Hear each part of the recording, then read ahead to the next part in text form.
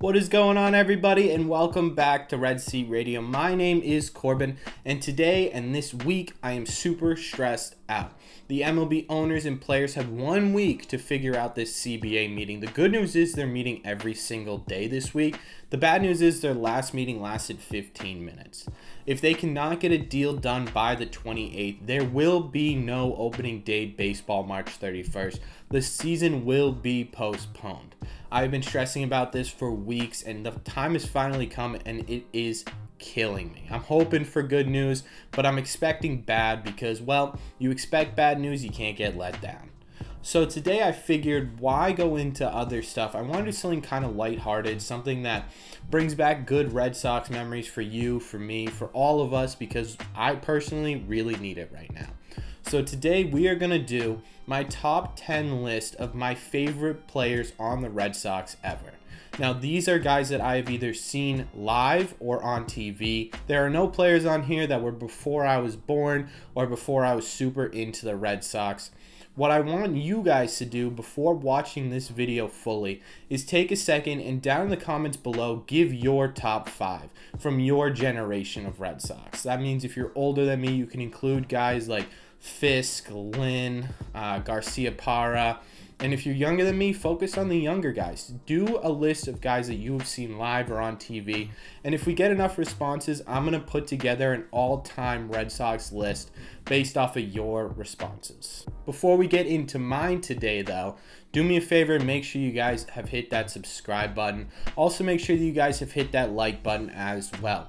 Both of those help out this channel tremendously, especially during this lockout. And honestly, if you want me to keep my sanity, help me out and hit that like and subscribe button. Thank you all very much for clicking on this one. Let's make a prayer for the MLB and get into it.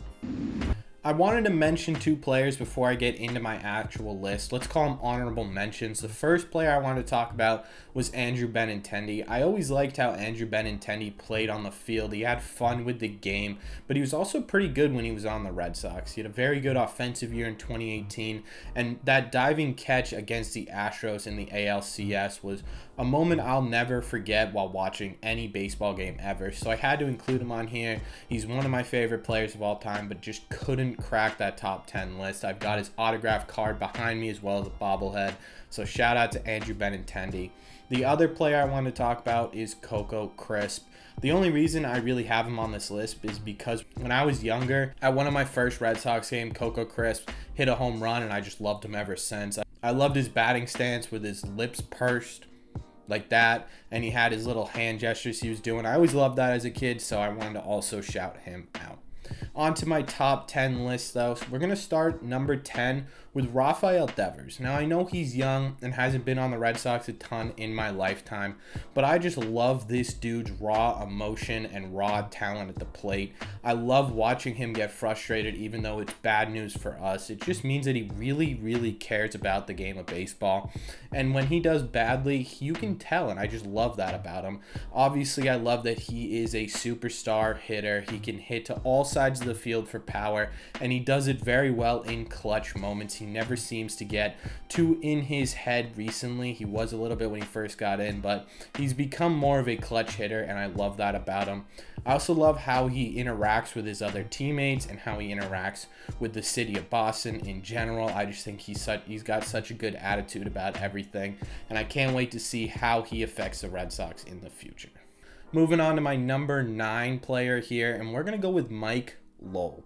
Now, for those of you who do not know, Mike Lowell was on the Red Sox for a while. He has 4 All-Star appearances with the Red Sox, and he was a World Series MVP in 2007 with them. I just really liked watching this guy growing up. I was a third baseman all through Little League and stuff like that, and I always chose number 25 in sports because of Mike Lowell. He was a silent killer. He was never really a super out there personality, but he always came up big for the Red Sox, and he was very underrated on some very good teams for the Red Sox.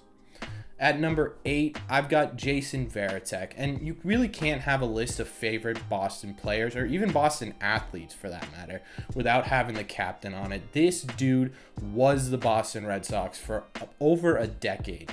He collected a ton of accolades while on the team. He's got the MLB record for most no-hitters caught, and he's just all around a great guy, and he just embodied Boston.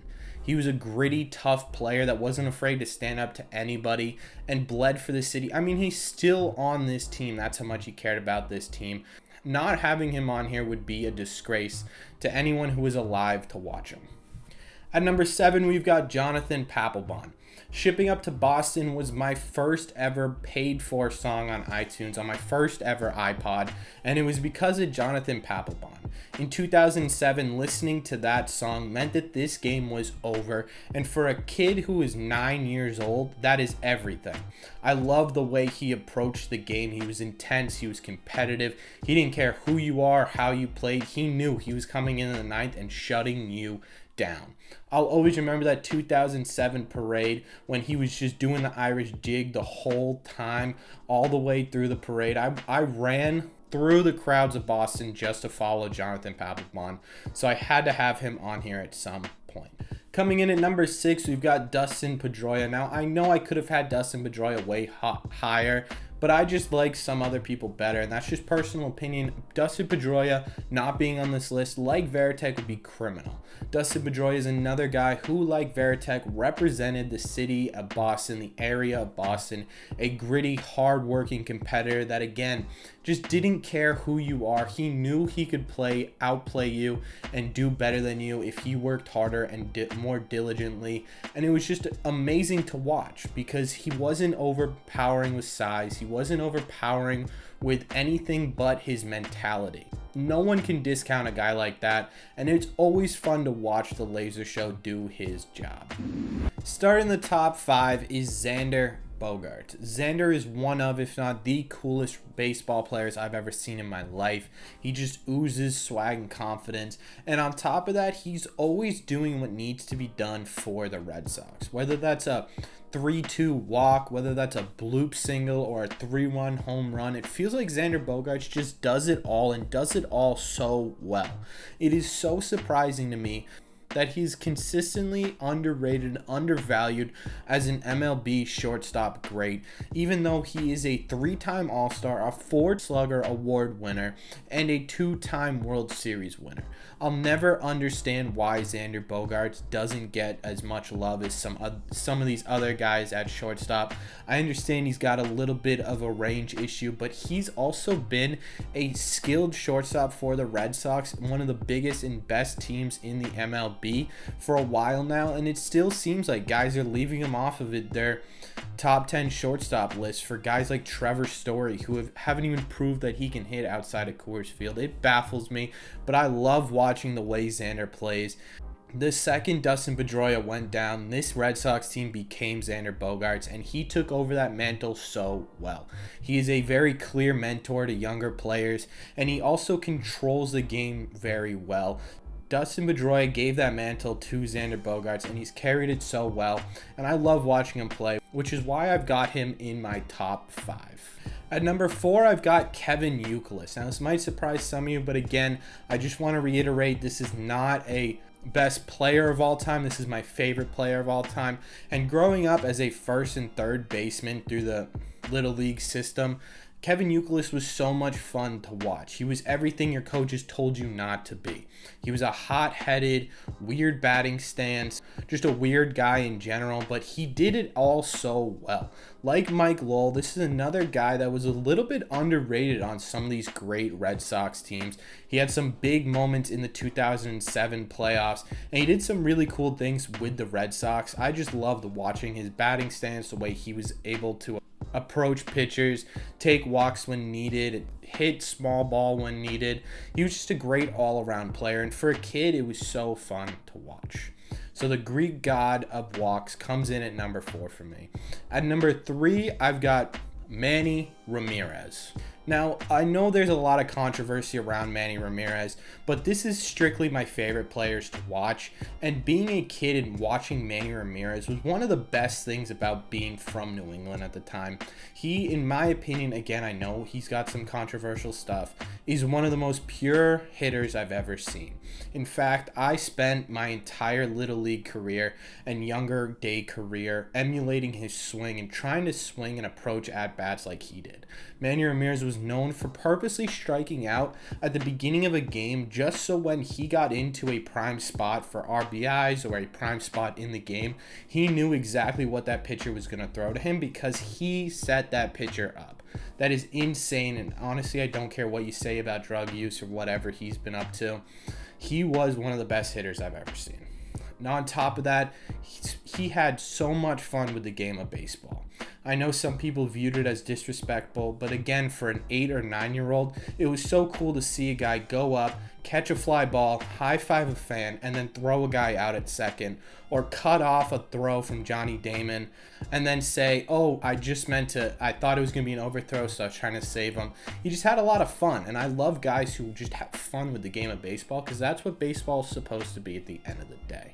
Which is why Manny Ramirez gets the number 3 spot from me. At number 2, I had to go with Mookie Betts. He has to be one of the coolest dudes in all of baseball. He's so down to earth, even though he's a superstar. He's got YouTube channels and Twitch channels where he just interacts with fans like he is a fan. And it's very cool to see superstars do that type of thing. On top of that, Mookie Betts is a freak athlete.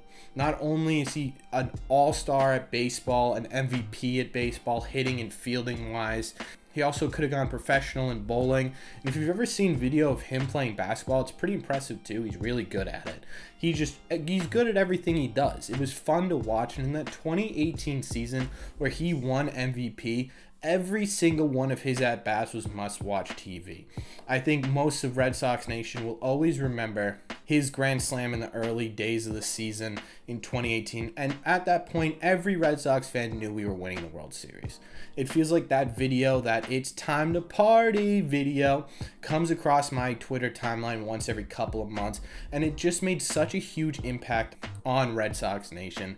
And honestly, this wouldn't be my top favorite list without Mookie Betts. And at number 1, we all know who's going to be at number 1, right? I feel like this is most people's number 1, especially around my age or younger, or even a little bit older. It's David Ortiz. Duh. Who else are we going to have on this list? He transcended baseball in New England.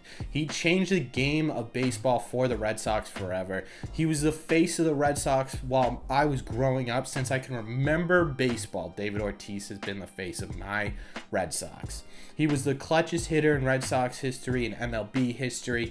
He was the best DH in MLB history. He was a great guy on and off the field. He was everything anyone wanted to be when they wanted to be a baseball player. You can't have this list without David Ortiz, and I loved every second of being able to be a part of David Ortiz's career, even if it was just watching his games. Let me know in the comment section down below again, what are your top 5 favorite Red Sox players of all time? Again, you had to have seen them play. It can't be guys before you're born or way after you stopped caring about the Red Sox. It has to be those sweet spot guys who you saw play. I'm going to try and make a video of all of your responses if we get enough. Obviously, if we only get 1 or 2, it won't be worth it. So make sure you guys comment that down below. Also, make sure to let me know what you think of my list. Do you like it? Do you not like it? I would love to debate these players in the comments down below. As always, if you've made it to the end of this video, do me a favor and make sure you guys hit that subscribe button. You clearly enjoy the content, and during a lockout, it means a whole lot to me. Also, make sure you guys like the video. Liking the video actually helps out the video a ton, so if you like the channel, that's the best thing you can do for it. Thank you all very much for clicking on this video. Here's to hoping there is a regular season, and I will see you in the next one.